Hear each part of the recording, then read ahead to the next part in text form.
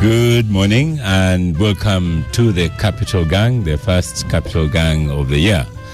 I am Oscar Semoyamsoke, and this morning, as Moses of a morning show would say, with a bevy of topics. Honorable Ofonopondo is in the studio. I'm not so sure he's used to being called Honorable Ofonopondo. Yeah, you better train your tongue. Yeah. To refer to me as Honorable. Honorable. Yeah. Thank you, Scott. Good morning to our listeners. Even the honorable look is coming. I see the tummy is coming back. You had really trimmed down. So I hope it doesn't get worse. You know, as an old man, you need to stay in exercise. Yeah, I will do so after the campaign. Yeah. I don't know why I'm putting on weight, but because I'm really moving around the country. Maybe overeating as you less sleep, overeating. That could be. Yes. Okay. Well, you're welcome to Gang. Thank you. Mr. Benjamin Katana is the denominations and the unopposed people coming up. It's a cocktail. Good and bad. Good and bad. Yes. Okay. And we have a guest, a long lost friend of the Capital Gang. But let me first introduce Honorable Kaija here. You're most welcome, Honorable. He has a huge rosary. Thank you. Happy New Year, Oscar. Yeah. Happy New Year to the gang. Yeah. Happy New Year to the people of Uganda. The Harold Ofonopondo says you have a huge rosary. So have you left it to prayers? You know, I don't know which kind of religion that He doesn't practice. I believe so. So, and that could also be a religion. What he believes. Yeah. And for me, what I believe is my religion. Okay. Yeah. But the question is, have you left it to prayer, or you are still out there fighting? No, I'm fighting. Right. Possibly the way he's laughing, they could be, having some sinister motives, because when you know the kind of team we praise with. Yeah. But we do what we can, and then ask God to come and intervene. Yeah.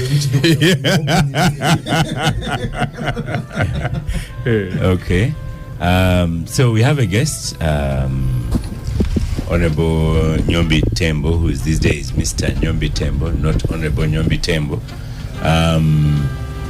You're most welcome back to the Capital Gang. We haven't seen you in a while, and you've gone places. Our eyes are on him. Our eyes are on him. Yeah. Thank you very much. It's really honored to be here.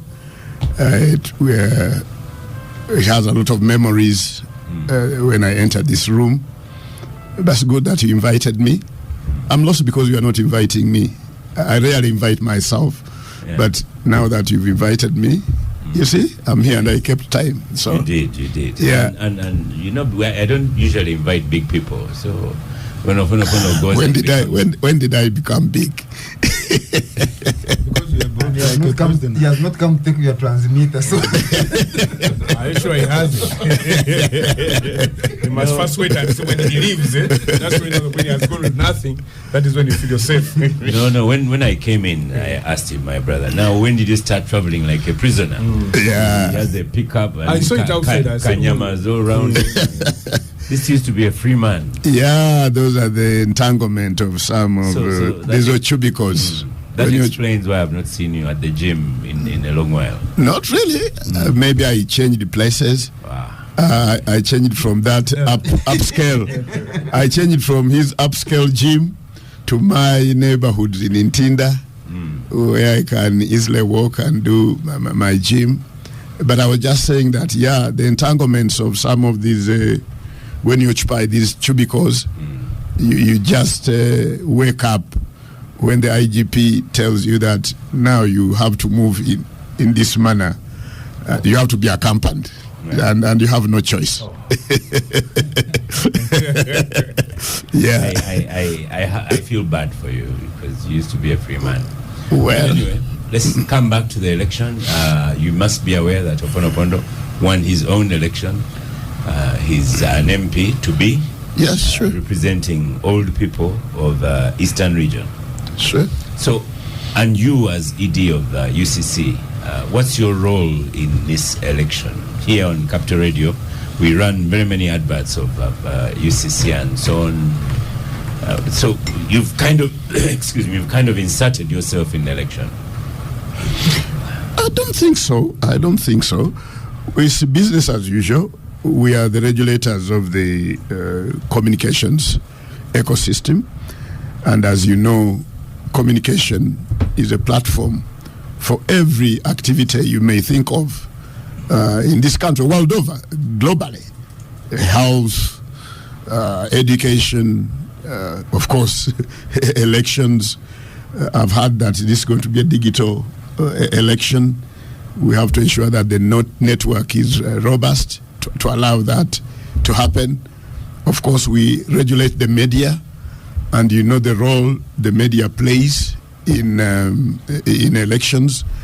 Of course, our stakeholders, the people whom we relate to directly, whom we call consumers, other people call them clients, and of course, you know that across the aisle, those people are called voters.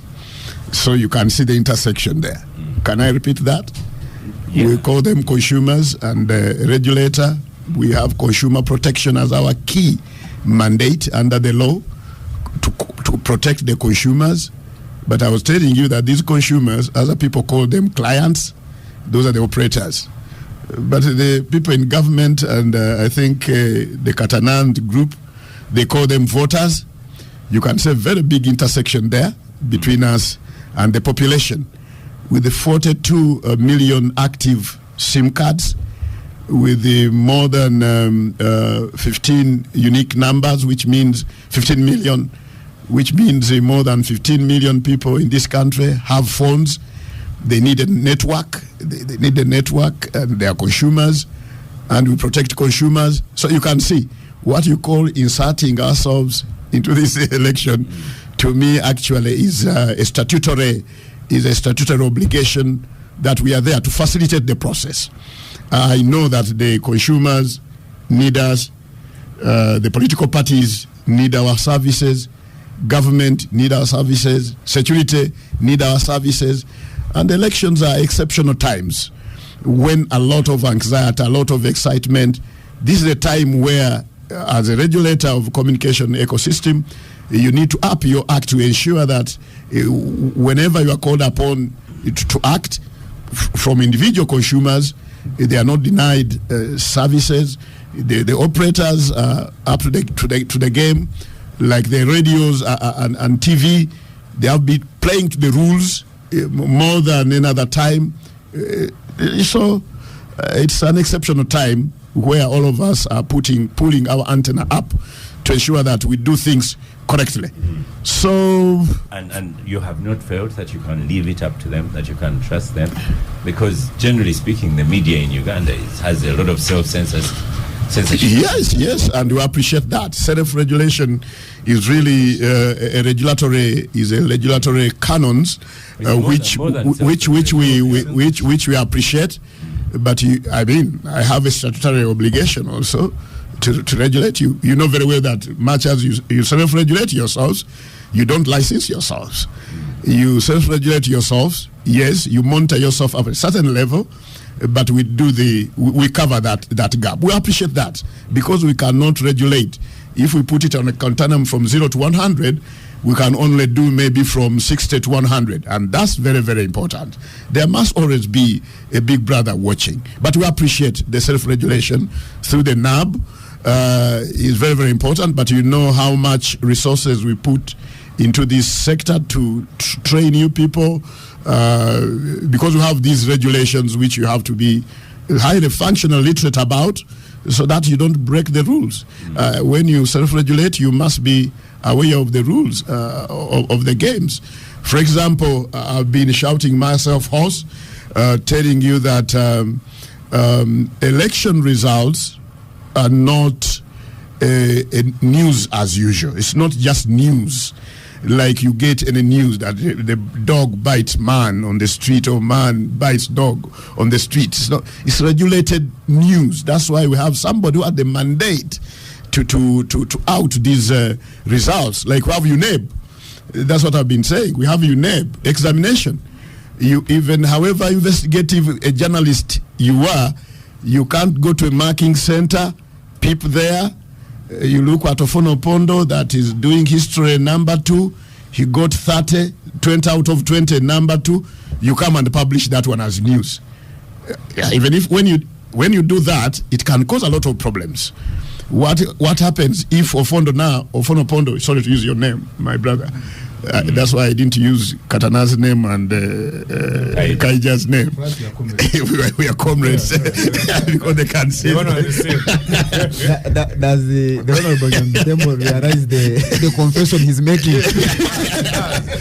That's why now, if he failed all the other 3 numbers, when I had leaked that he got 20 out of 20 in one number, it can cause a lot of excitement on part of Ofono Pondo. Say, what happened? But it's possible that you get 20 out of 20 number 1, and all other numbers you get 5 out of 20, and you fail that paper. That's what I've been telling you. Please, the only results that you should really put on your networks should be results which you get from the Electoral Commission. So this is just to sanitize the whole ecosystem, to make it a bit more hygienic, and I think you appreciate what we are doing. I don't know whether we appreciate. You see, let me point out to you that you're extremely stressing what's known, what's the normal. So what I'm saying to you is perhaps you don't need to do that, because you come across as if you are threatening some people. And when Ofono Pondo sees you as his comrade, and we all know that you are NRM to the core, so when you give out these announcements, you can come across seemingly that you are threatening opposition people. Why should doing things right be a threat to well-meaning Ugandans? Because what you're saying is not new. It is what is expected. It is, no one announces results in Uganda. No, it has been happening. Let me tell you, people have been putting up tele centers. No, and the copy. People have been they haven't been doing that. I have a lot of people for somebody to say I have gotten my DRF form from a polling station X, Y, Z, and I add. That's all you're allowed to do. You cannot do it as news. No, I'm saying having a telecenter to tell. So we should wait to tell you what's coming up. No, you're allowed to have your telecenter. I'm about the radio station and the TVs. Yeah. You can't tally, because tallying results, because you're a licensed operator. You're a licensed operator. Tallying results is a constitutional mandate of Electoral Commission. If you tally and you keep your result, who cares? Yeah. But if you tally and announce, announcing is the role of the Electoral Commission. Let me ask. Do the question? You make contributions. I have you. Yeah. But Mr. Nyombi, there's one person at a polling station who's allowed to announce the result, and once that result is announced, it is declared. The only time it can change is court. So anyone is allowed to repeat what the polling officer have said as the form that has the result. I don't know if you're aware. If your interpretation, let me tell you, no. I mean, you're a legal entity. If your interpretation is that a polling station is the Electoral Commission, so by announcing results at the polling station, you picked it from Electoral Commission, you can go ahead. If I have my different interpretation, we'll toss it outside in court. And of course, I have my own interpretation, and I'm putting it clear. Next week to refine what I'm saying as a regulator. Let me give you the example you used of Ofono Pondo.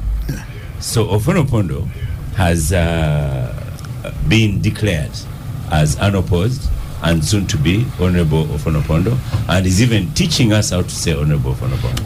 So I am saying it on radio, saying it clearly, because he has been declared. So Nyombi Thembo of UCC cannot threaten me or refuse me to say that Ofono Pondo has been declared winner as MP Eastern for the elderly. But obviously, Oscar, that example is totally different from what we are discussing. No, that's because what we are discussing. Ofono Pondo is final results. Was declared by the Electoral Commission. It's final. Yes. What I'm telling you, you are looking at 57 polling stations in the country. You start to declare results of one polling station, and for you, I'm picking it from you, and Kaija, you want to interpret that as the final results of that polling station, and that one can now be announced as one polling station. Yes. I can say that. But you haven't tallied.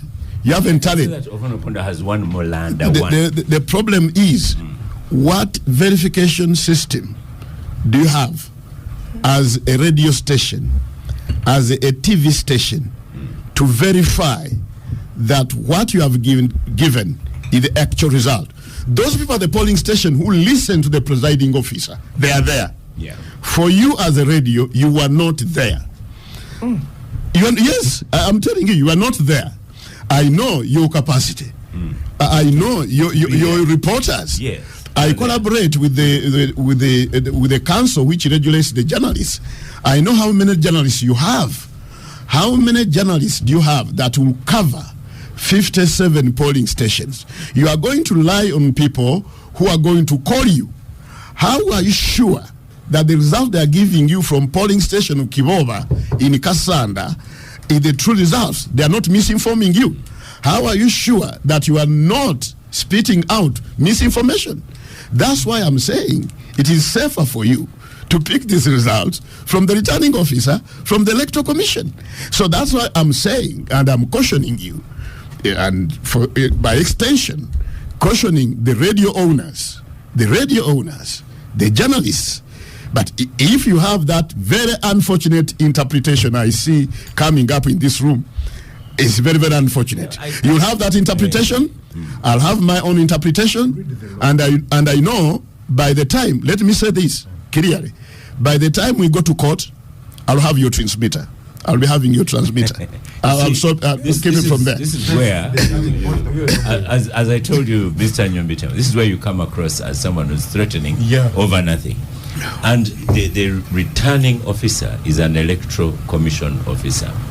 Once the returning officer declares, and they all sign, the parties sign on it, that's an official document. I agree with you, and many people will agree with you, that a radio station will not have enough information to tally a final result. But they can say that the returning officer said Ofono has won in Mulanda 2. Who is telling you that? How are you getting that information? Scan, whatever, these things. And you are sure? You are sure that is true information? Oscar, let me give him some. Do you see the risk you are taking of misinforming the public? I now realize that Nyombi Thembo has never protected votes. He has always been a big man contesting, and then he only gets results. I thought he would come with the written laws of Uganda. The Electoral Commission law. He has ever been a contestant. Yeah, you contest. You know, so when you contest, you have VIP up there. The people go and collect results. Where they bring for you results. Our law says one of the DRR forms must be put on the notice board at the village. Check the law. Even as where everybody can see it. But what happens is these guys get that DRR form and go with it. In fact, so if you get access, Kaija, in fact, Ofono will tell you in their elections, some returning officers who hid with those forms were arrested. Yes, but the law says that form must remain at the polling station, or the village could be having a notice board pinning up. So that you're supporting what I'm saying. No, so that is what Oscar and radio go and say, okay, this is what has been declared. When at 7:30 at the end of the vote counting starts at around we are stopping at 4. Yes, so it starts at 4 plus X minutes, somewhere there. Yes, 4 plus X minutes. So possibly it will end at around 6 when this one. And this information put on practically put on the notice board. Then Oscar sees that information, sits on his microphone and says, "You see, at polling station X in Nansana, so and so has won." I understand that. I understand. That's why I said, yes. You guys made. You could take that risk. Take that risk of interpreting that a final result that the result from a polling station Not a final result. is a final result, and you can declare it on a polling station. I'll have my own interpretation, and I'm going to clarify that one on Tuesday. Okay. I'll clarify that one on Tuesday. But and also, yes. you need to change the language you use for media people, because a media person has no authority to declare a result. I can report here that Ofonopondo won in Mulanda 1. But I can even... And I think what we should know is that the emphasis was put on tallying. Yeah. Tallying. Only one person that can Tallying tally. you cannot report. If you are reporting, you must report results from the Electoral Commission. Yes.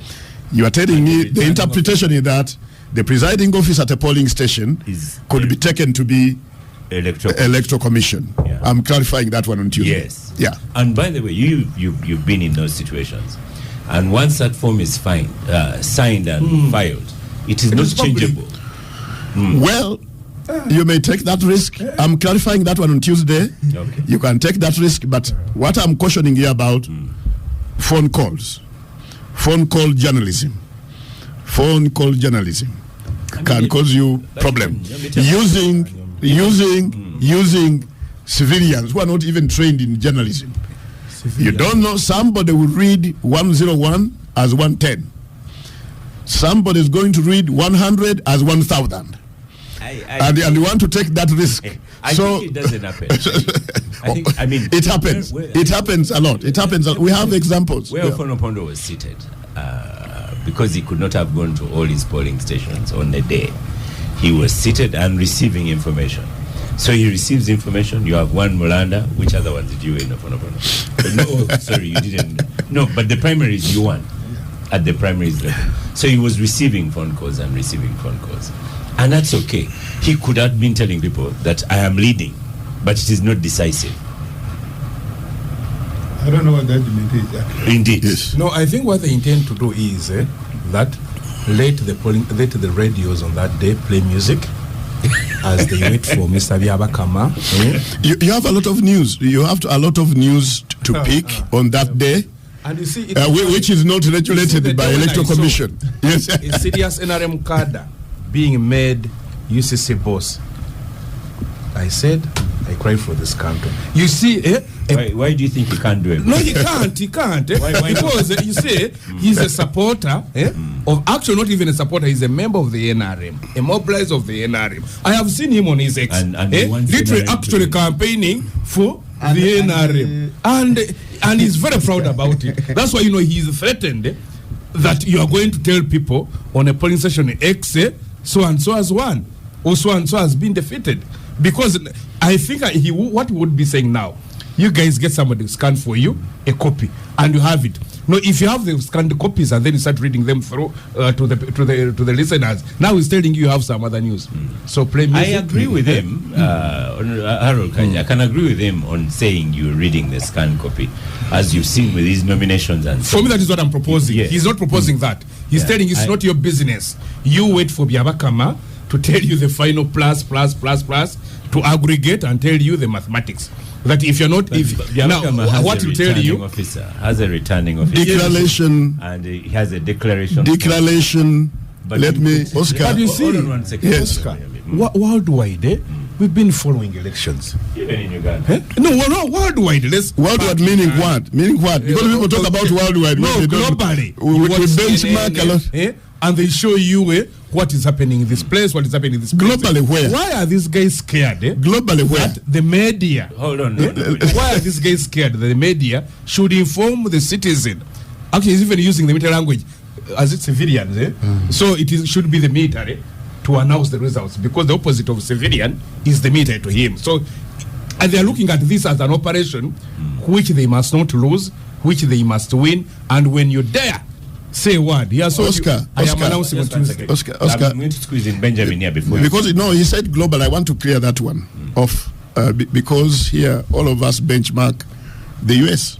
Well, I mean, we had it in Kenya here. as a top. You can use Kenya. I won't use Kenya in whatever I'm doing. I won't benchmark Kenya. I have my own reasons, and I don't think you want me to do that. So I will benchmark America for you. Because the America, the Secretary of State, of a state, is the one who has the mandate to declare results. You know that? Every state has this a gentleman called the Secretary of State, who can be Republican, who can be Democrat, no problem. CNN and all these other, they have to link into that portal. That's where they pick results. They don't declare results from polling stations. They don't. You never heard them doing that. They pick results from those constitutionally mandated to do so. And that's what I'm telling you to do. We can refine a few details, and that's why I benchmark. That's why I'm here. I'm listening, and I'm hearing something very, very important to me when you say, but here is this presiding officer at a polling station, has declared, and your reporter is there. Yeah. He is even recording him. Are we not allowed to broadcast that? That's what I'm clarifying on Tuesday. Yeah. So really, I'm not threatened of anything. No, I'm just sanitizing this ecosystem. Before Katana comes on, a session of talking of NRM cadres and jobs. You will get problem deploying people in this country if you. This is what I'm saying. You come across as a superpower who is going to declare on Tuesday whether you take away the license or not. These are normal things. Just say they are not normal. Yeah. They are not normal things. Not the first election. No. Not normal things. Election days. Election period is a very emotive times. That's why we have to do things right. Lest we cause confusion and chaos. We know that some people enjoy the chaos that can emanate out of that, but that's not our objective. Our objective to ensure that our licensed operators play to the rules. Okay. Yeah. The Benjamin Katana, then Ofonova. Thank you very much, Oscar. I think the challenge with my senior brother here is that first of all, as a regulator, he should be mindful of two things. One is that he's doing that job on behalf of the people of Uganda, and therefore is accountable to the people of Uganda, not to a few. Even when he was appointed, even the one who appointed him was exercising a mandate given to him by the people of Uganda. And therefore it is important that even when you are emphasizing your power, you do so by making reference to the law and the parameters. Otherwise, the threats to take away the transmitter and what, they leave you in a very bad place. Because I think we are just struggling with two. One, the distinction between rule of law and rule by law.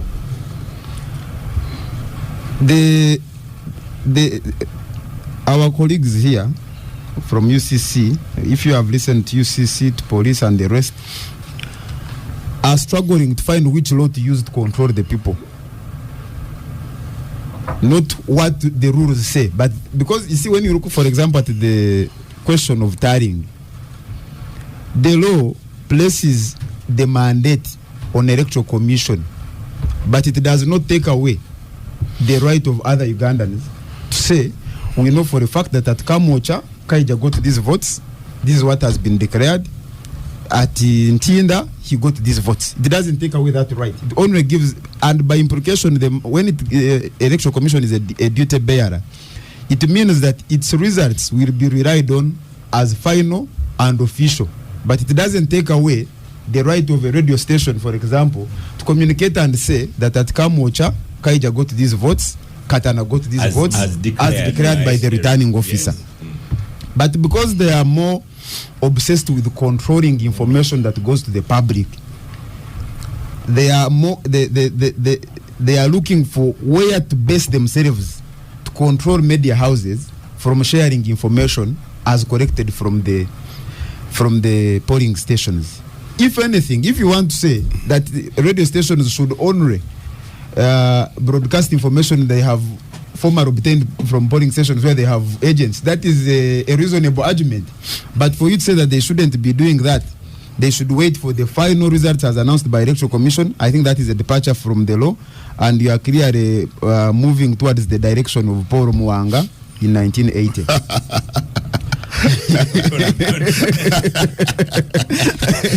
And I was trying to give him that is the impression. Yes, and number two, especially when that is looked at in the context of the rhetoric and, that and is to be Paulo Muanga when you're not with the Electoral Commission, yes, but with the UCC. Yes. When I think even when if they were not sure that the Justice Byabakama would be able to do what they want to do, they would say the CDF will be the one to announce the results. But because they are sure that you will do their bidding, and when you look at the pronouncements coming from UCC, which clearly are outside the law, you look at the pronouncements coming from the chairman of the Electoral Commission and his team saying people must vote, must leave, the people who are sharing information must be arrested relating to these elections, must be arrested and charged like they have done with the Sarah Beretta and the arrest probably soon.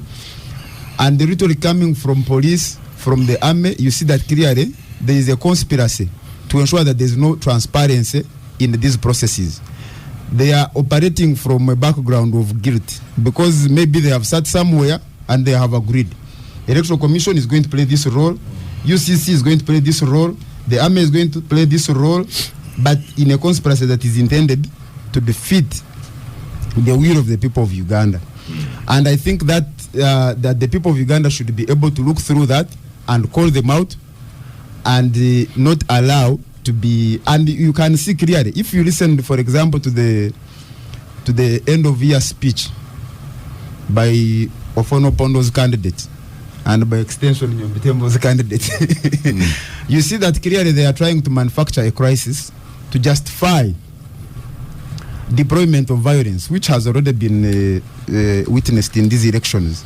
That after they have manufactured the results, then they will have the reason to send the army and the police, like they have been doing, to beat, shoot, and say, no, we are trying to maintain public order and security, so that they can be able to force people to stay in their houses.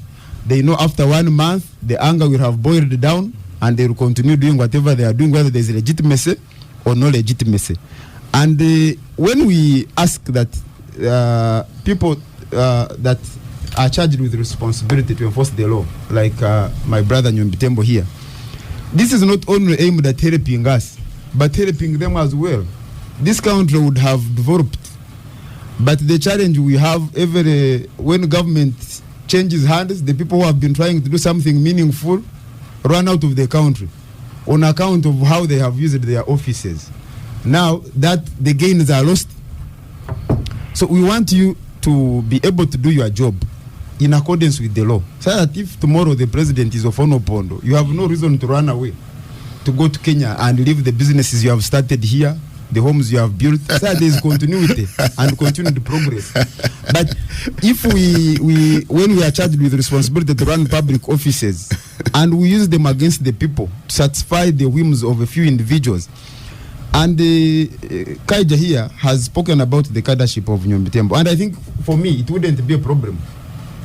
The challenge is the absence of the presence of mind to know that even when you are NRM, you are now charged with a public office that is clearly not partisan, and that can be deducted from conduct, not from what you say. If, for example, today, the Chief of Defense Forces, who clearly has been showing that he's partisan, says all media houses people should be taken for this training. Now, the ED of UCC, they responds and says tomorrow, he even follows up with a meeting as if UCC has no strategic plan for 1 year or 5 years. They are waiting for a powerful person to say tomorrow this is what should happen, and it happens. I think by doing that, even, and he was talking about the posts on X and wherever, it does not inspire confidence from members of public who do not belong to NRM, that while your history does not matter, that where you are now, you have accepted that you have a public office to run that requires you not to be partisan, and therefore you're doing it for the people of Uganda regardless of where they belong politically. Thank you. The last point, Oscar, before you switch me off, is about the Yes. When Thembo has brought language of switching off. when for example, when dealing with I haven't talked of switching when off, dealing by the way. with That's a creation when of dealing with media Katana and houses, Kaija when dealing with and media Oscar. houses and even these private broadcasters, the bloggers and what have you, clearly there has been a trajectory where the people, you can call it, which you term as abuse, or that they have gone beyond the limitations. When the attacks are on the NRM people, members of the First Family and the rest, these people are arrested and dealt with. But on a daily, there are these broadcasters who have made it their business to threaten people in opposition with death, threaten their children with death, and use all sorts of unacceptable language against members of the opposition. And they continue to do so without even a public caution from UCC. Clearly, that does not reflect impartiality. Yeah, and the very last one there is, by his confession, the question of self-censorship. If we are interested in building a democracy, free press and media is one of the key tenets and pillars of building democracy. But if not on account of violating the law, but on account of offending UCC, the media practitioners are always mindful of what may offend UCC, not what may offend the law. And therefore they restrict themselves because the media owners are being threatened. I think Sometimes it does not that augur happens, well. Benjamin. Yes. Sometimes self-censorship is good, depending on a situation. You have to have like responsible reporting. That's But why I emphasized, Oscar, Yeah. that self-censorship should not be on the basis of what may offend UCC or not, but what may offend the law or not. Or consciousness. Yes. Okay. Honorable. But can I clarify, because he has raised a lot of issues? First make it out. First make it. Let's Okay. Let's make it out. I have a phone. Yeah. I have Fred Bamwine, and this year has also come late to Mwalimu's class. You're most welcome. And in fact, Fred Bamwine is the one who should listen mostly to Nyombi because his people just go in and switch off radio stations and TV stations. So you need to clarify a lot better. The RDCs? RDCs. Oh, they can be a menace. No, they're our stakeholders. They're our When you partners. make those announcements, beware what you're telling Bamwine. We work closely with them. I'm not shy to say this. We work closely with RDCs. I must caution We you work on how you closely with the speak. police, like any other government agency. Because I must caution you. Here, JB, who I know in South Africa, says it is clear that Nyombi Thembo is not a regulator. He's a manipulator of election results. His role is to manipulate information to advance the narrow interests of an NRM candidate. Well, he didn't advance yours because you are through already. But what I put to Nyombi Thembo here is, why have you inserted yourself in the election? No. UCC. Go to the microphone. UCC, like other government agencies, in the law, have responsibility and obligation. Our expectation as the public is that they will live within the law.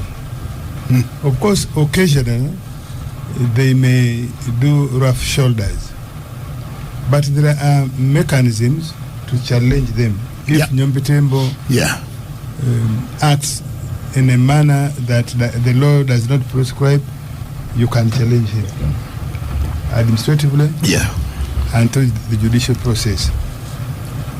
What we need to acknowledge, unless we are blind to the facts, they are bad actors in the public. In this particular case, in the election, we have had many cases.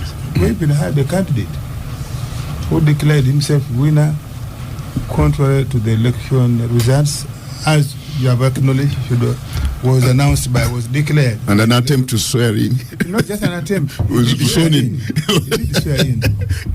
And for 5 years he said he was the people's president. And yet that fellow said he was living within the constitution. In the constitution of Uganda, where is the provision for the people's president? That's the Kaija's former candidate. Now, I think all of us need to exercise restraint, and even common sense. Of course, sometimes I have been in the government before.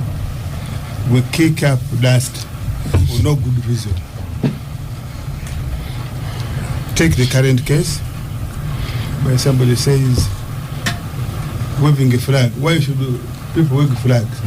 Ugandan flag. I say, why are you kicking this storm for no good reason? I let people who want to wave the flags. They didn't prevent you from exercising ingenuity.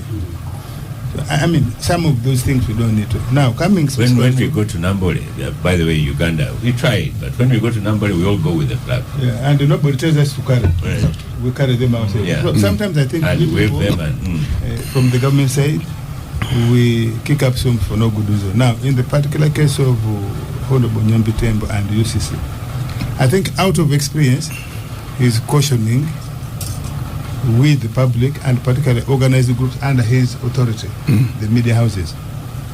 Please take care of what the law provides, what even common sense would provide.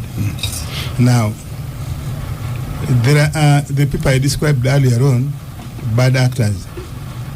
They read and conclude bad faith on the side of Nyombi Thembo. But Nyombi Thembo is acting on historical records that we have had media houses in this country that have conspired, deliberately so, planned with the candidates to announce results or challenge even without providing evidence that the electoral process has gone bad, is tainted. Currently, let us look at the trajectory, the narrative of the media, of the candidates who are being disqualified.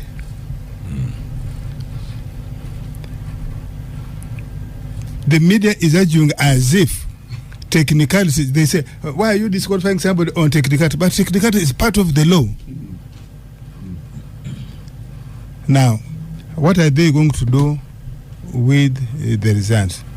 We all know, we may not all know, but those who have intelligence, you can challenge the credibility of the intelligence, but know that there are bad actors who are planning mischief on polling day or prior to polling day, with the polling process, and soon after. And I think Nyombi Thembo is taking a cautionary approach that please don't let your bad intention mislead you to a bad end. And so for me, I think we all need to exercise that restraint. I wouldn't read bad faith on the side of Nyombi Thembo. I can probably read overzealousness and maybe failing to explain his intent properly. That's how I would categorize him. The zeal with which he is doing certain things, maybe, but not bad faith. And we have had elections in this country. Honorable Harold Kaija, with more than 72,000 polling stations, 42,000. I don't think it is practically possible, and it is not the line of NRM. Yes, we may misbehave, but it's not the line of NRM to undermine the electoral process. Yes, we do some bad manners, but it's not our objective to undermine elections, because we are the ones in charge of the country. So, I want you to give assurance to Ugandans that the NRM government is planning for a tranquil, respectable electoral process and outcome. We fear nothing. Yeah, that's a good one. Yeah, we fear nothing. First of all, we are very sure. Do not present yourself as if you fear something. Yeah, we are very, very sure that the NRM is going to win this election. The president is going to win this election. So there's no need to beat up Kaija. There's no need. Yeah. There's no need. And I've said on this show, those policemen, those soldiers, some of them, by the way they behave, they discredit the victory of the NRM. How about the behavior of Nyombi Thembo? The overzealous one. yeah. Yes, Yeah. Which people are reading as a threat. So it's in that category. These media houses, by the way, some of them are discrediting themselves by false reporting. The false reporting by some of the media houses. If you look at media houses, 2 of them that have taken clearly a partisan line, a negative narrative. You don't see their headline crediting NRM or President 7 with anything. Those ones are just discrediting themselves. We don't even need to close. But there's also one that is clearly NRM. We don't. Honorable, Honorable, there's one that is clearly NRM. Yeah, headlines and everything. Yeah, so that is very legal in this country. It is very legal, and that's why, personally, I have no issues with them. I am simply saying, those media houses, media outlets like that, they're simply discrediting anybody who tells public lie. They are discrediting themselves because. Certainly, let me go 15th is coming, yes, and the result will be clearly out there. You know how I usually arrange this panel. I don't like it like today. I usually want the panel to have more opposition than an NRM. In any case, opposition are in the minority. They are in the minority, so they and NRM is going to win. Which I apologize to Katana and I tell him that NRM is going to win. It is going to rig, maybe. That's a more accurate assessment. So there's no need to beat Katana. No, there's no need to beat him, and that's why I give him more voice. Katana, NRM already has 17 members of parliament elected, including yours truly. Tell me, if in those constituencies you are going to win, tell me. And you've denominated some, by the way. And you've denominated some, and I hope I'll have an opportunity. You will have an opportunity. Now, I was adding to Ofonopondo. Send that microphone. I was adding to Ofonopondo that you've denominated some, and some have stood down. They are denominated through the process of law. By the way, campaigns, even persuading Katana's candidates to step down from it is part of the campaign process, electoral process, and it is legitimate. I agree with you, and that's how you should put it. But then they should not other ways. Let's go to Fred Bamwine here. Once again, welcome to Gang, Mr. Fred Bamwine. When did you promote Bamwine to the gang? Well, you people when he became an MP. When you became an MP. He's teaching him for you. But I meant that well. Yeah. And it was mentored by you. When he became an MP. So, Fred Bamwine, I put here to Nyombi Thembo that by inserting himself into this election, he's energizing the likes of Bamwine and your fellow RDCs who march into TV stations, radio stations, switch off radio stations, and especially when they're hosting opposition members. And they've been doing it regularly. RDC should be suspended. But in this election so far, this campaign, so far, we have not had an RDC walking into a radio station. They should go and the person should be suspended if they pull. They do that, But Oscar, but first say that, is that correct? That this time round you have behaved? This office of the RDC have been there longer. But you first go with this yes or no answer. Is it true that this time round you have been behaving? Your people have been behaving? It's not only this time. We have been behaving. That's why the country has reached here. So, Oscar, I want to appeal to you, yourself as a moderator, to interest yourself on the roles of an RDC. Sure, they don't include switching off radio stations. That's why I'm saying I would wish to entrust you to know the roles of the RDC. The major responsibility of the RDC are four functions. 1, representing central government and the president. 2, chief government monitor of all government services in that district. And I think election is part of government services. And 3, they are chairpersons of the district security committee. And for those who have read about security, there is nothing that is not security. Therefore, the RDC is a chairperson. And when he is a chairperson, it means he has an infrastructure staff who do the donkey work.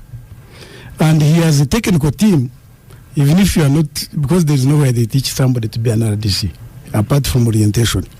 So there's this impression of thinking that the RDCs are robots, enter station and switch off. No. Any decision in a district is taken on the advice of intelligence or district intelligence committee to district security committee. And once the intelligence estimates indicate that, for instance, Capital Radio is breaching the law, is about to breach the law, they contact. That's a very bad example. Okay. Then they are in touch with the UCC, and once UCC has checked and found that this radio is breaching the law, it is not the responsibility of the RDC to walk into a station and switch off. No. It is UCC's responsibility. The RDC is a commander. How can I just walk in? There is the infrastructure, there is police, there is all the apparatus of government. So, but work together. Because at the end of the day, why should we work together? The safety of Uganda and Ugandans. There are some people who think that because we are in elections, therefore the country is stopping on 15th. And there are those even who think because the elections, government has gone on leave. No. Much as elections are going on, campaigns are going on, government is running. And it will run even on election day and after elections. So the responsibility of the RDC as representatives of the president and the central government is to make sure that much as you are enjoying your rights as a candidate or a campaigner, don't infringe on others' rights. And that's why people want to talk about rights without talking about responsibilities. And that's why the law says, no, there's also a responsibility. Even talking, somebody speaks recklessly, he doesn't care whether the country goes on 2 frames. That's why there are legal regulations. That's why there is infrastructure of government to make sure that Mr. Nyombi Thembo UCC, once they guide, I was surprised when you said there is self-regulation. Me, I'm still a foot soldier, as they say. There are some media houses whereby a person on the mic every day is campaigning for a certain candidate on a daily basis. And he's a moderator. Or he's a, how do you call it? Those who sit behind the mic. Every day. And it breaks the law. But they are there. They are media houses.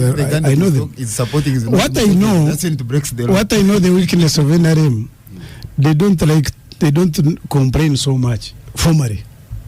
They hear, they say, if they were reporting that Mr. Fono, who works on this radio, every day is castigating a certain candidate, I can tell you most stations would have closed by now. Castigating is not acceptable, but I can be like a moderator here, and I said it repeatedly that I support Fono Pondo, Abdul Katuntu, Semuju. As a moderator? It is so Fono Pondo. You can take a stand. But if I castigate, I took a stand, but because he's a gangster here. I don't know. I mean... but if I castigate his opponent, yes, then that's not acceptable. So sometimes I even invite their opponents. But that one is okay. I'm saying in your normal operations. Fred, even when the opponent is there, I tell him, I invited you, but I support Fono Pondo. Fine. Yeah. But what does the law say anyway about people who are practicing media in the Ugandan law? My stand is okay. It is not. So anyway, Fred, there's no law which says a journalist, somebody behind the mic, cannot take a stand. No, using this mic. Yeah. Yes. It's not written anywhere. Even to incite the count. Inciting is different. Yes. Supporting. However, every media house has internal Exactly. editorial policy. Yes. We have editorial policy, and that's why somebody sitting behind this mic ought to follow. Yes. So just pause there for a second. We'll go for a break. Are you annoyed? No. We must get a break. It is not so easy to annoy me. Welcome back from the break. This is the Capital Gang. Plenty of discussion, but in a calm manner in the break. Yeah. Fred Bamwine was on microphone. The other DCs in a district, you can say they are a stabilizing factor, whereby once you have a DS It has all the stakeholders. What is DS? District Security Committee. Okay. You see, Mwalimu, you have also to go to another class. No. This, as a moderator, you need to clarify. District Security Committee. Almost all district stakeholders are there. Then at times you invite subject matter specialists, depending on what you are discussing. This election process, you invite candidates and they may send their agents or themselves, depending on what you want to discuss. Is it the location of a rally? Is it the designing the route march? So the RDC is in the middle of this meeting to guide. And once a decision has been taken, then police goes ahead and implements what the District Security Committee has decided. But they don't work in isolation. If there are some RDCs who may go beyond their mandate, it could be there, by the way, then you can report them. And they are held accountable of what excesses have been committed, but after listening to them. Because also accusations have been high. You have this RDC whose all candidates want him to help them to go through, all of them. And it's not possible. So this one will choose you, this one will choose you. But the question is simple. Was the RDC taking full responsibility of his mandate? Can he explain to the population why a certain decision has been taken? I think that's where we need to go. But RDCs, one time in Kampala here, there was an argument when we installed the traffic lights that there was no need for traffic officers. I remember the former Inspector General of Police, Keihura, removed traffic officers in the evening. And people reached their homes in the morning. So if you want to know the role of another DC, remove that position in our laws or in a district. That's when you know. That's when we're going to a district now. There are 3 or 4 leaders. There is a cow, there's chairman UC5, maybe DPC. You can also talk the DSO and the RDC. But I can tell you, once you go to the district to find people where they want services, majority of the people, you'll find a line at the office of the RDC. That means there is confidence that when they go here, they get the service that is required. And so I would wish to... Sometimes you work on wrong intelligence, the RDC. How is wrong intelligence? Because the CDF himself said that sometimes you have wrong intelligence. That sometimes even intelligence, you manufacture it. And I think someone is in prison because of that. Mr. Oscar, the foundation of security of this country, if you didn't know, is based on the population. The first intelligence office in this country is a civilian. And that's why we have structures up to your home. Within your home, we cannot fail to get information from your own family members. And that's how this government has managed to survive. So intelligence is not built in the sky. It is picked from the population, their walk-ins, their what, and once it is processed and found it is credible. But if intelligence was wrong in this country, having a government for 40 years, it's not by accident. It's by design. And it is those processes that have managed this country, this government to reach here. And we wish to say we mean well for everybody. But when we make wrongs, we also admit and correct ourselves because we are not angels. Thank you very much. Yes. We return to you. I think a lot of issues have been... I've walked away with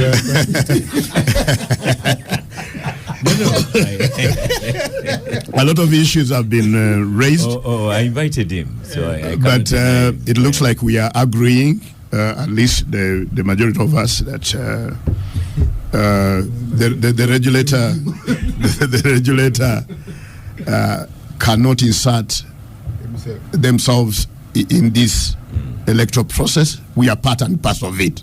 I think we are agreeing on that. Even those who may not want to listen to that, we are part and parcel of this process. Nobody invites us into this.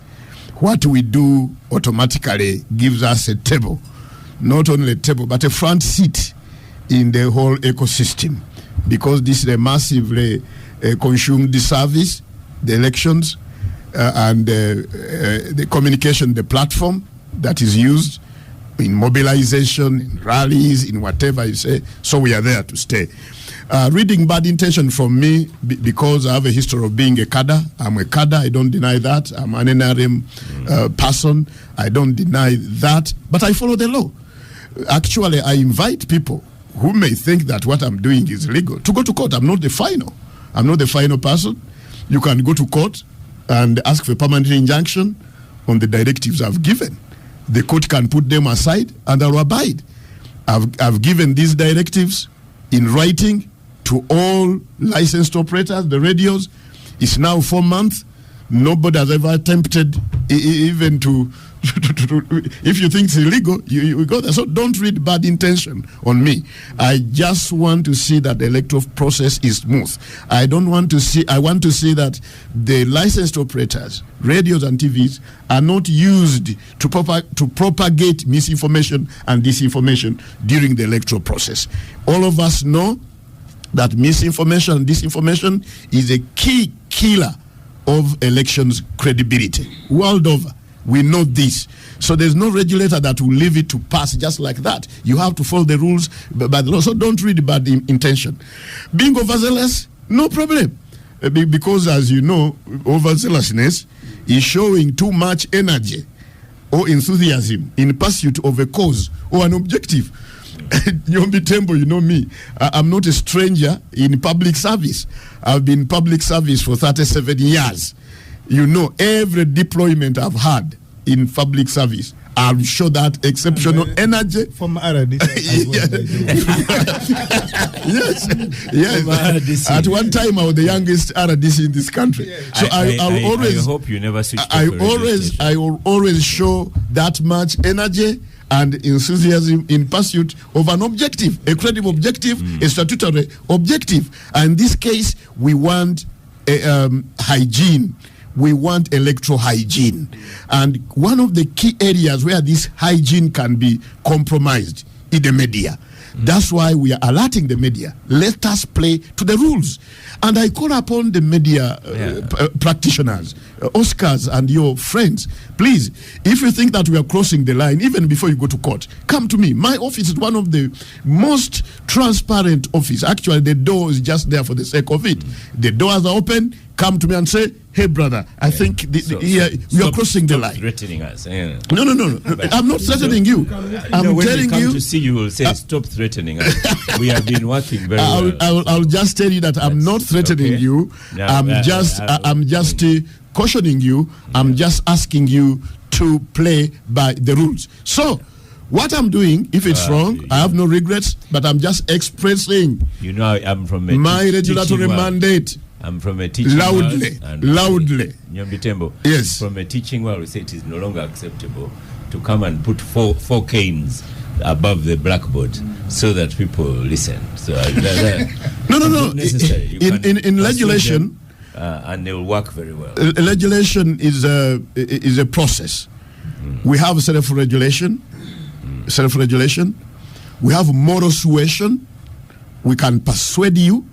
But we do those two with the regulatory hammer. It should always be there. The hammer should always be poised. Otherwise, what's the intention of a regulator? So I'm not threatening anybody. Okay. I'm just asking you to do the right thing. If you don't do the right thing, I'm coming.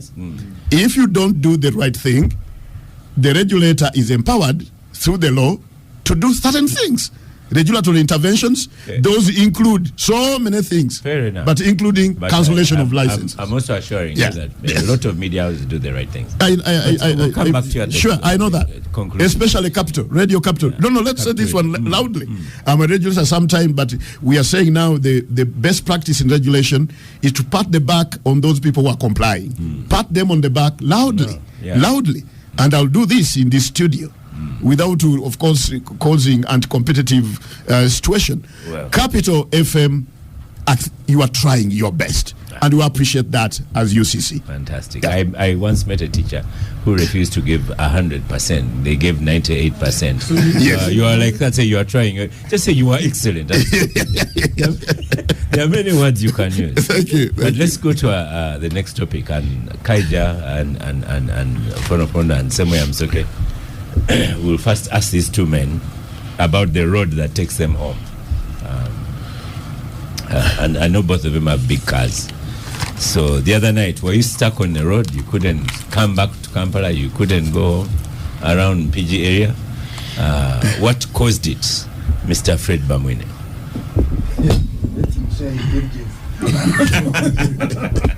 Let him share intelligence.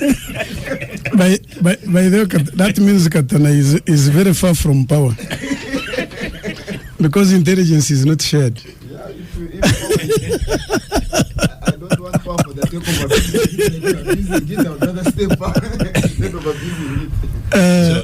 But sometimes, Fred, we in Buganda, we say, those big cars are stuck on the road now. Okay, and one belongs to Bamwine, the other one belongs to Katana.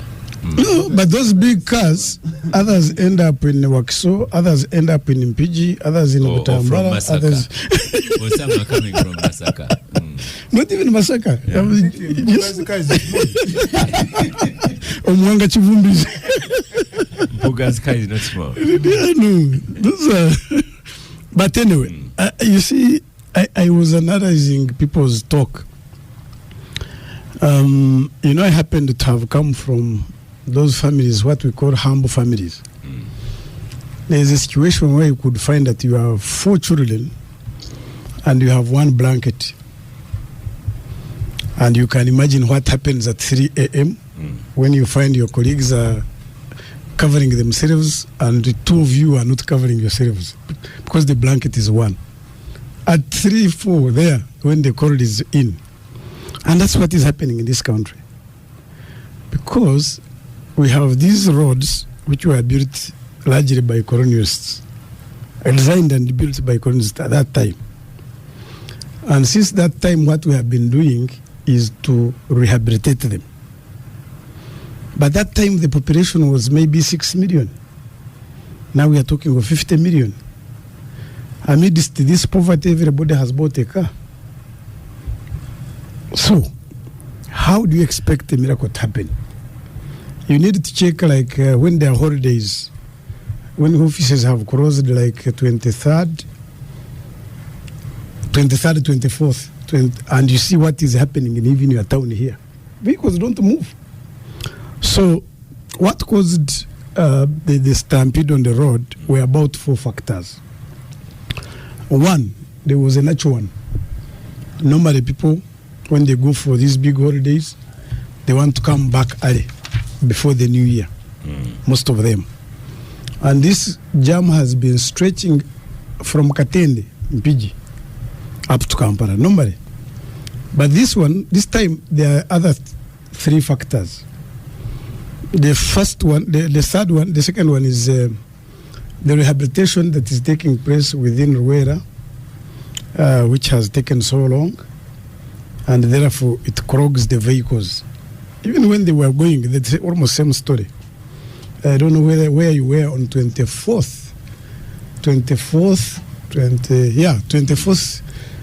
Almost people left. They left in the morning at 5. They reached in my home in Mbarara. They reached in the morning when they had left Kampala. It starts at Busega roundabout. Yes. So even the going was as strong as that. Yeah. Now, apart from the construction which has taken so long and makes some channels narrow, then also there was a fact of campaigns. President Museveni was in Mpiji, and candidate Kyagulanyi was in Karungu, Lukaya. Now, these factors still affected the smooth flow of the road. So there are 4 factors. The narrowness of the road, which has not been expanded for a long time, and the jam has been there. Now, when you add the new 3 factors, it complicates the whole situation. And why I use the other analogy of a blanket. If we had finished the proposed expansion of Ndeba, Mpiji sector, this would have been history. If we had finished Mpiji, Kasanje, Entebbe, it wouldn't have been mentioned.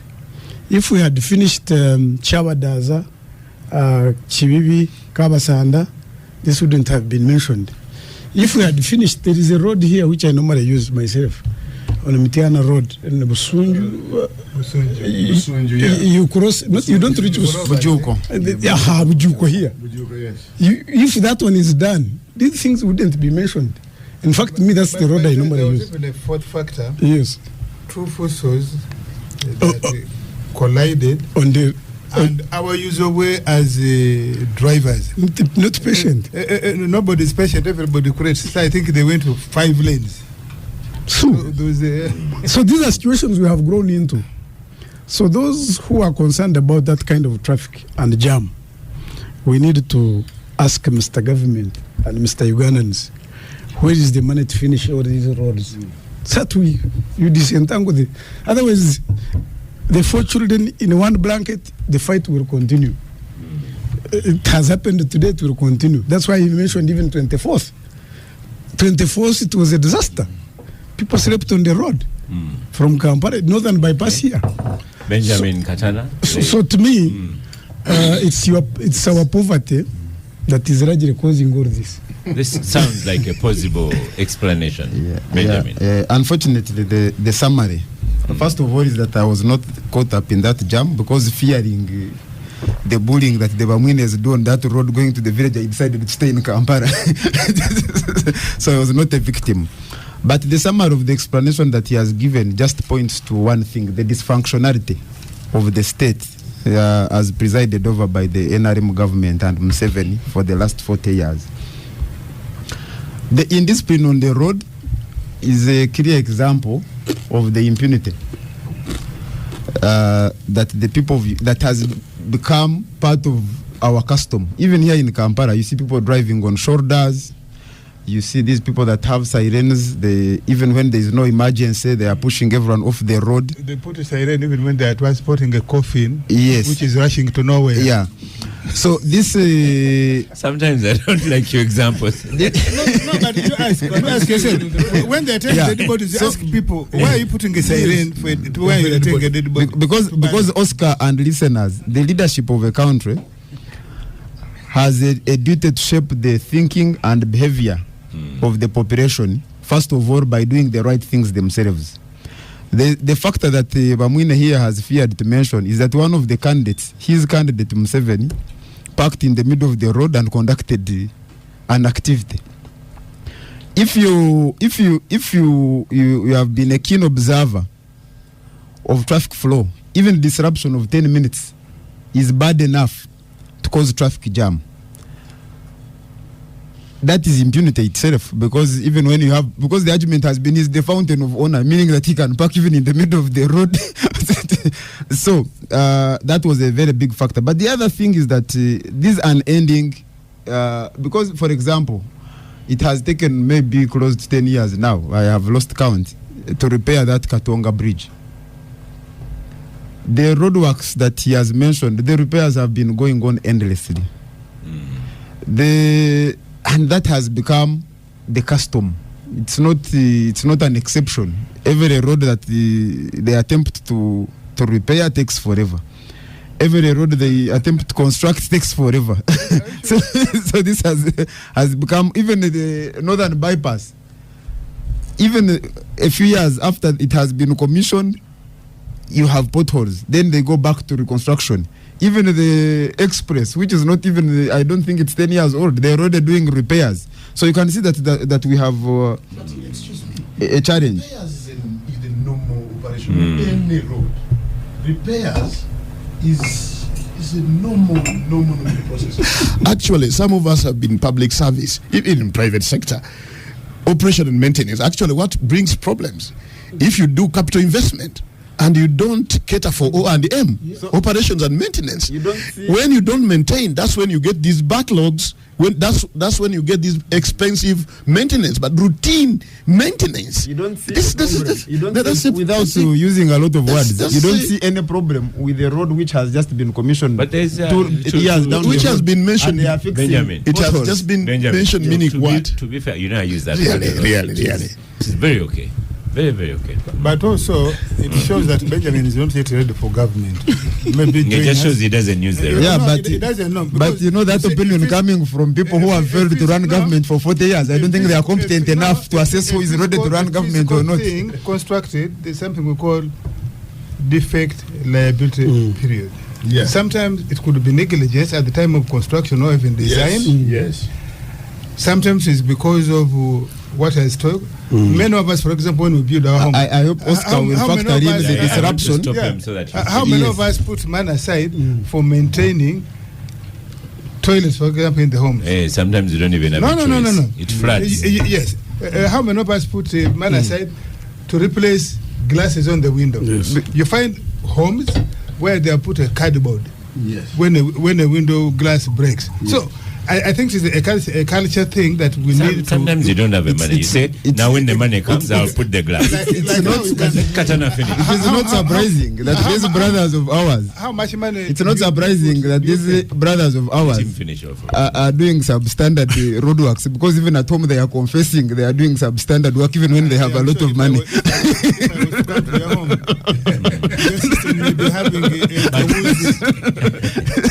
So for you, what Yeah. you're saying in short is that jam was down to negligence. Negligence. Even you see, they are talking about accidents. If an accident has taken place on the road and 12 hours later the fossils are still on the road, it shows it points to dysfunctionality. The other day I received information from a person and I shared it widely. Fortunately there was a response. A fuel tanker which was leaking at one of some points on the highway. These things happen, they take 6 hours, 12 hours before there is response. Why? Because the state infrastructure is dysfunctional. It is only obsessed with politics. And because like now we are in a campaign period, when the NUP candidate is in Karungu, the entire security infrastructure is in Karungu. He's followed by about 30 pickups. You see Karungu, Komansim, because these pickups are rebelled. So the people who should be doing what they should do are busy doing political enforcement that is partisan in nature. So they add to the traffic. That's what you're saying. Certainly, the dysfunctionality. The traffic is just a symptom of dysfunctionality. You see, like Oscar. So you're looking at Fred Bamwini. No. You see, when you have when your body is weak on account of some chronic disease, every small disease that comes finds you vulnerable, and it easily affects you. Whether it is flu, others can move with their flu, but when you have flu, you're at home. Yes, yeah. So when there's a small problem with the traffic flow, No, I want to help because some of the things. But let's I want to help as my background. I'm a transport economist. Yes. I just want to give an expert knowledge. But hold on a bit. Yes. Hold on a bit. Yeah. Benjamin, finish that last sentence. Yeah. So the point is that when you have a candidate doing I've just now let me switch off. Yeah, and he's talking about candidates holding rallies on the highway. It is his candidate who was seated in the middle of the road. But the whole point is that these are symptoms of the dysfunctionality of the state, the failure to complete projects on time, the impunity on the road by drivers. The essence of the state is that it should maintain. I just want to so that people discuss with this in mind, because we could be really firing blancos at a problem that is not existing actually. In transport economics, there's what we call origin destination matrix of these movements. When you look at our traffic OD matrix, between 21st December to 1st December, you will understand this shouldn't raise even whatever. I'm not spent on the road 2 days. When you look at what happened on 22nd, 23rd, 24th, the origin destination was in a different now direction. When that one happens, you would definitely assume that these people all of them didn't die where they were going. They were supposed to come back. And 27th December is just a natural day for people coming back to the to town. And when these other two factors now happen, jam will happen. In a country, really, let's not. Yes. But was that traffic all on Masaka Road? Yeah, on the Ginger Road. Finish off. Yeah. This is what we call exceptional spikes in traffic movement. China has invested in lay-rays, what we call multimodal lay-rays, air roads, very, very wide roads. But on their holiday day, people spend 2 days on the road in China. And they said there's nothing they can now do. They have to live with it.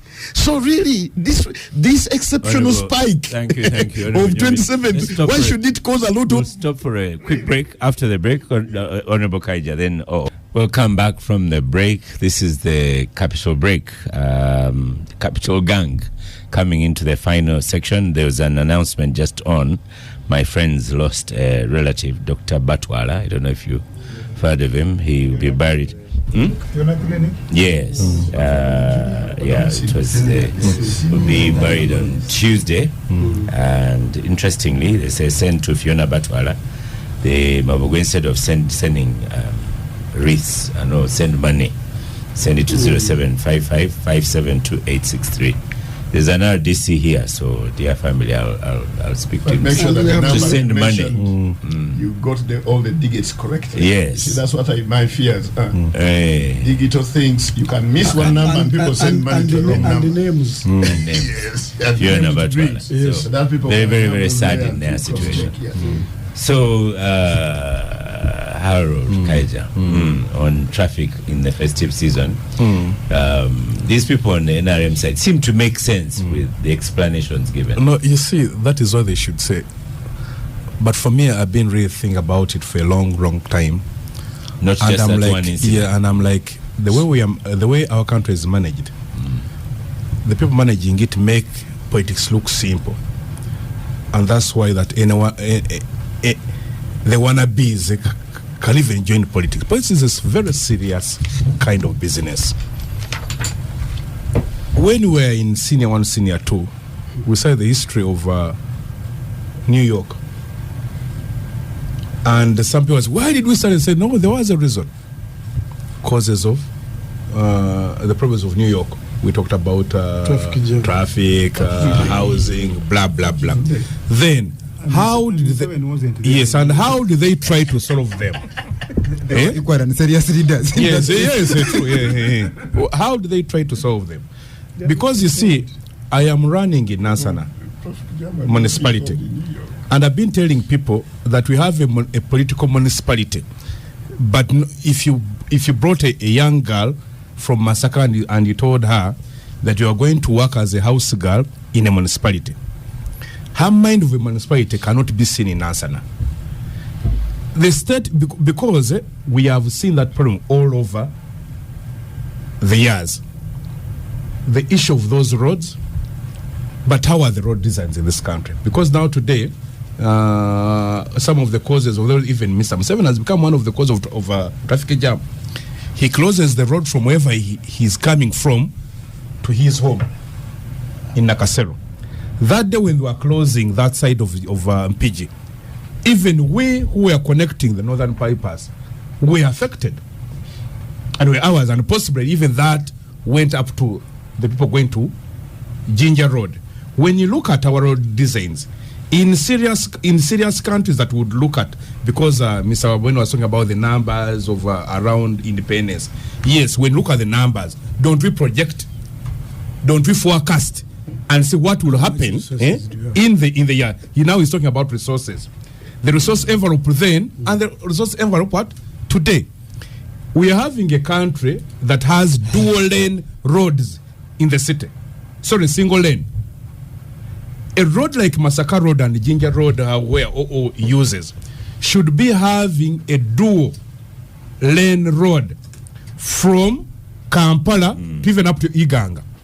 You do not know how that... Katana has talked about it. Said Even when they are constructing, it can take some time. Yes, no, but you see, I'm talking about in the ideal, what must be done.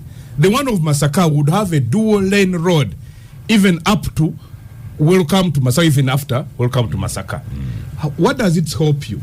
It reduces jam, reduces accidents. Actually, many of the accidents we have are because of the road designs we have. Like most of the head-on, if you had a dual lane road, you reduce those accidents. Today, the traffic jam, as recorded, we lose every day 28,000 hours, which is 3 years per day in traffic jam. So you're losing time, a lot of fuel is being lost, and you basically cannot think about it. There was a World Bank lady who came here and was speaking again about our roads. That's when the corruption even came in that he's talking about. He said that every $1 that we steal on our roads, we lose $3. And we do not look at those mathematics. So for me, I was actually at one time I wrote on my X, like that cause that came of Mr. Museveni. I think he should even start flying. He gets a chopper, wherever he's going, because if you're now becoming a cause of jam, that is a very serious issue. So, for me, that jam on 24th, many, even those guys that have serene cars, we are caught in there, and I was very happy about that. Many of them, because they make a lot of noise. Even when the guys are moving from capital and just going roundabout of this roundabout of Mulago. So now it is a source of pride, and those guys that have the serene cars, moving from Capital Radio. You're a big guy. You're a big guy. You look at them when they see you look at the traffic guys looking at them, and they say, no, these are the big guys. One time I was following one, so a traffic guy told me stop. I said, first stop him. I am following him. Gonna arrest us together. When he looked at me, he said, now Kaija, what should I do? I said, if you allow them, I'll also move. So this kind of jam follows because in serious countries, by this time, would be having a functional rail system, at least in the towns. Because I have a friend of mine, Dr. Munini Morera. We are talking some years back, and he told me for 30 years he has not owned a car in Canada. He doesn't need it. But now you find everybody in his car, one person. So you find 1,000 cars carrying 1,000 people. Can he repeat that? Yes, I've said it. I said, every person is there. Yes, because this kind of privatization. Let him finish. What did not appreciate? You finish. Yes, in serious countries, where there is public transport management, and we have functional trains, functional buses that have their lanes, you would find that it's more expensive to use your private car than use private. But today, they tell you privatization. Let somebody come and manage trains, come and manage buses, and manage taxis. Okay. I'm going to interrupt you there. You're clear. You're saying it's a policy issue, True. A failure on the part of NRM. Yes. Opondo, you're on microphone. When you started, Kaja is not very accurate. That 1,000 people, 1,000 cars carrying 1,000 people. You said earlier here that Honorable Nyombi Thembo has 3. Hey. And you say, One man property. and you say, when they are acquiring a sea of poverty, each person is buying a car. Yes. So really, clearly, as a country, I think, at individual level, but also collective, but also at collective level, yes. Motorcycles is not even 2 million out of the 45 plus million Ugandans. So they should not shout about the number of vehicles as a symbol of progress. It's not even 2 million, including motorcycles. But certainly, we are going to chase you out of Parliament. You are saying the wrong things. Which one? You're supposed to be on Nyombi Thembo's side. I was quoting you. First of all, at a personal level, individual Last week level, we were accused of lacking in irony. So I don't know if it is the collective, our priorities clearly need realignment. The policy, for example, of industrialization is good. But how did we end up with industries close to the city by the roadside? And that appears to be the way we are doing it. Whether you go to Mbara, whether you go to Kachiri, you go to Mukono side, all industries are by the roadside. So I think we need realignment, individually and collectively. That's what can save us. And I was saying, Ginger Road during going for Christmas, at least Ginger Road side, we have many outlets. You can live here, go through Kalaji, Gayaza Kalaji. You can reach after Mukono, you can detour and go through Kokonjero. But many people spend more than 12 hours between Kampala and Jinja. On a daily basis, Mukono, Kampala is just 20 kilometers. But you will be lucky if you spend 2 hours. Usually we spend 3 hours. If it is about 1 o'clock on work day, when our Muslim brothers go for Juma, it's a nightmare. Everybody drives the car and they park by invariably most of them are by the roadside. And so I don't think we can put it to one. We need clearly a realignment. Yesterday I was listening to a radio near opposite Bank of Uganda. Border Kampala is not the one in charge of Kampala. At least there's a Lord Mayor. Is Kampala not in Uganda? No, there's a Lord Mayor. There's a Lord Mayor in Kampala. But border people have put stages in front of Bank of Uganda. It's incredible. Between the Centenary Bank and Bank of Uganda is clearly. So we need certain things done, right? And so I don't think we can put this to just a single cause. Again to intervene for one. Yes. Some technical, expert explanation. How do you design roads? Which kind of roads you'll have? Obviously, the first factor are resources. That's the obvious one. But maybe the complicated one is you don't design a road on the spikes. You don't use exceptional spikes to design the road. It would be really foolhardy to design a church or mosque according to the people who come to pray on Christmas. You know, all of us, the size of our churches will be determined on the average congregants who come to church. On Christmas, all of us, what we do, we put a tent outside. Because when you do that, where would we even get the resources to get that size of church that will accommodate people that just come one day in a year? So the dual carriage roads, my friend is talking about, we know them.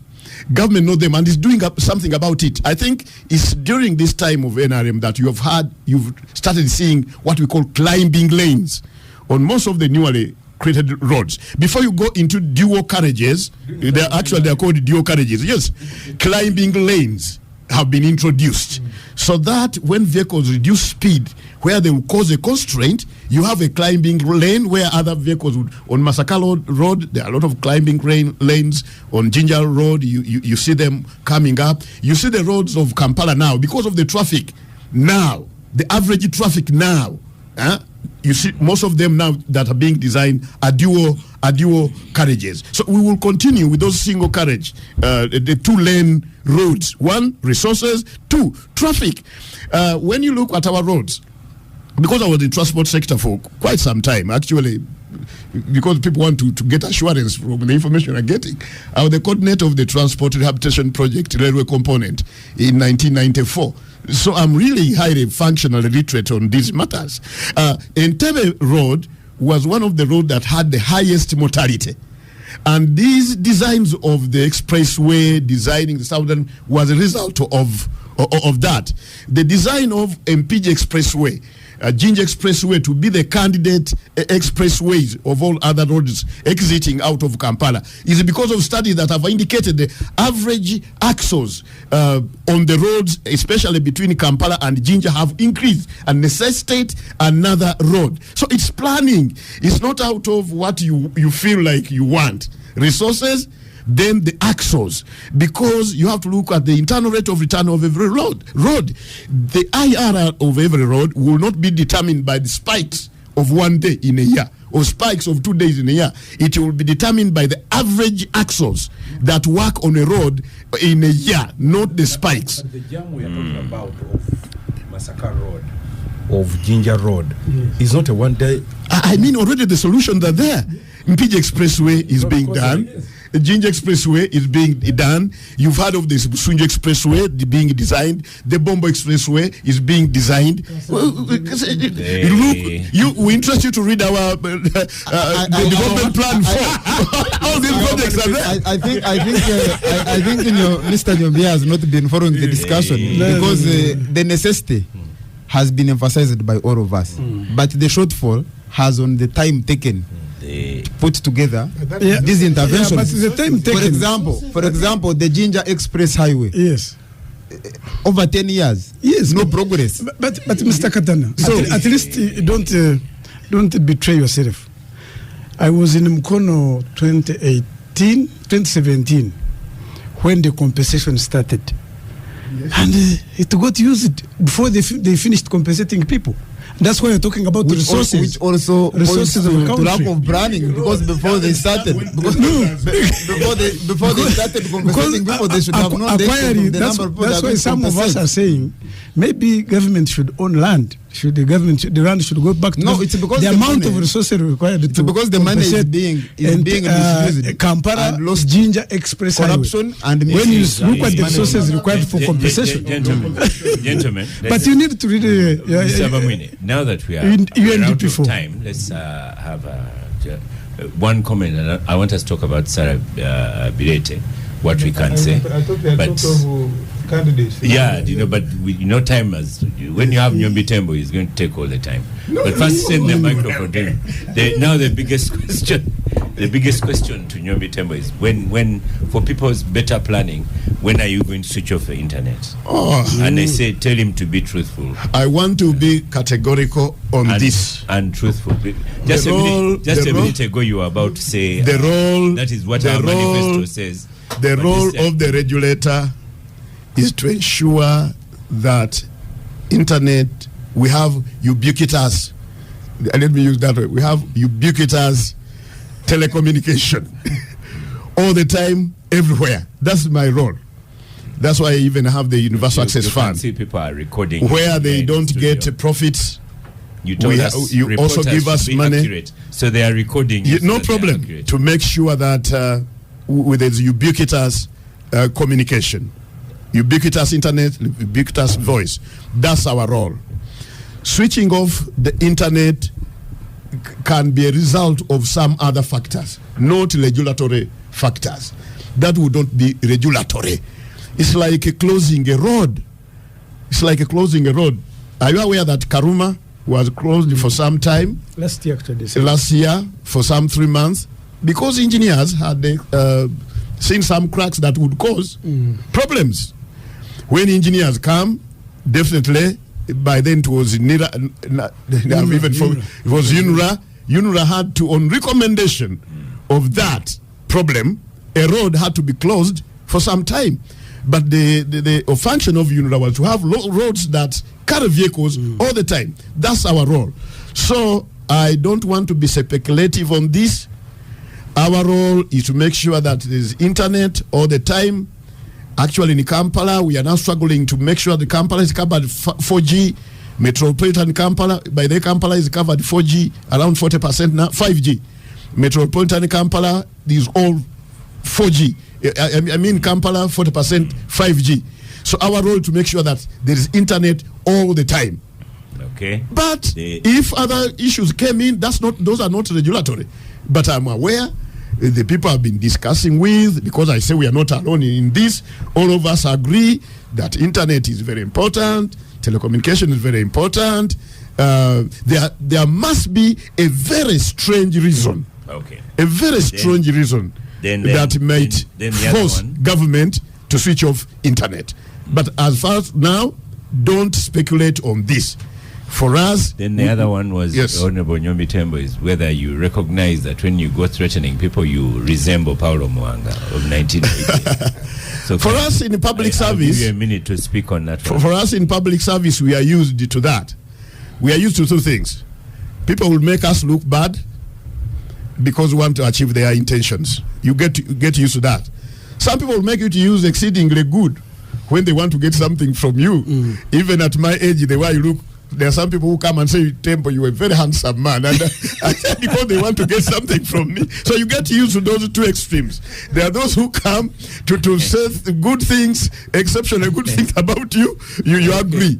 And those who say bad things about you. But Nyombi Thembo, let me tell you this. Nyombi Thembo can't be a Paulo Mwanga.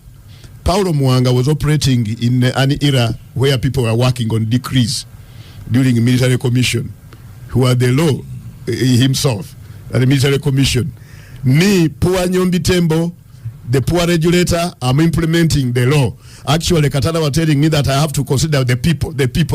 This law is the people's law. It came from parliament. Okay. Our regulations are different from other regulations because other regulations, which they call subsidiary legislation, they are just announced by the minister. Ours, after the ministers announced this regulation, they are laid in parliament to be approved by parliament. Thank you, Honorable. So, yes. Benjamin, you start the conclusion, but refer to Sarah Biete. We'll have, I guess, more time to discuss her plight at a later date. Yeah. No, I think we have like 2 minutes of conclusion each. Yeah, starting from the comments of the executive director of UCC regarding the decision to switch off internet, which is almost certain every citizen that they are going to switch off internet. Why are you prophet of doom? No, because we have learned from history, and it causes you problems if you've not planned for it. Members of your opposition communicating. How are you then able to correct declaration forms? When they close the internet, considering NRM people have access to it. Sometimes, considering that even being in possession of declaration forms, judging from what happened in 2021, becomes a crime. The challenge that we are dealing with is that state institutions, which should not be partisan, including UCC, including Electoral Commission, including the army and police, have been weaponized by the incumbent and are being used to play politics and disadvantage his opponents. They can make reference to the law, but they are not playing by the rules. They are just trying to find an excuse within the law to control the population. There is no theft that can take place in the open. So they want darkness. They will switch off the internet. They will make sure that whoever is the good thing you are not on the microphone. Harold Kaija, conclusion, 2 minutes. No, you see, there's no excuse. Whenever we talk about state capture, or that we live in captivity, this is what we mean. That people feel that all institutions of government or the state must work for one team, and whatever you are seeing, the plot has been designed well to suit one man. 40 years has been given to him, and everything is him. Whatever, no. Whatever you touch, it is him. You do not expect Mr. Nyombi Thembo to work on our behalf. That would be asking for too much. And Mr. Bamwine? Mr. Bamwine. Where did the man pick him? He has made him what he is. You see, why countries have term limits is to make sure that not one man or one group eventually becomes, makes every desire. Eventually, whatever you feel is him. All the judges in Uganda were appointed by him, all soldiers, everything. So, your 2 minutes. I said earlier on, it's okay for people to have doubts. It is our job as the NRM side and the government in particular to keep explaining and give reassurance that all is well, and even when it is not well, there's no bad motive. We want to give Ugandans that assurance. Good faith. Good faith. The way you have kept NRM for 40 years and Museveni, continue doing so.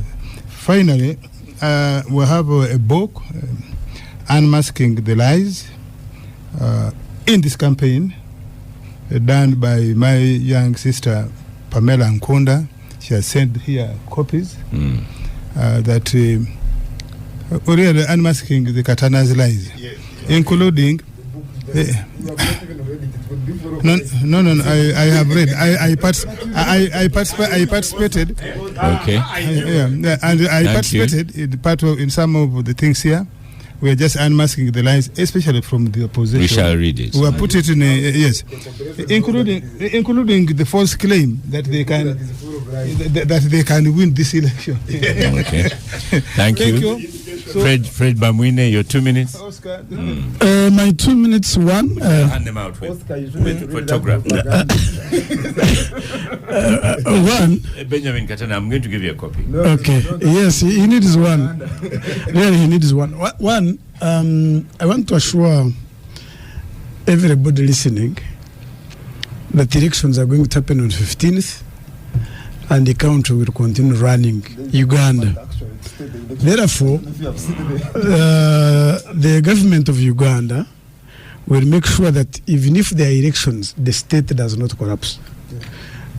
Two, there are some rumors passing around of intimidation, of causing mayhem.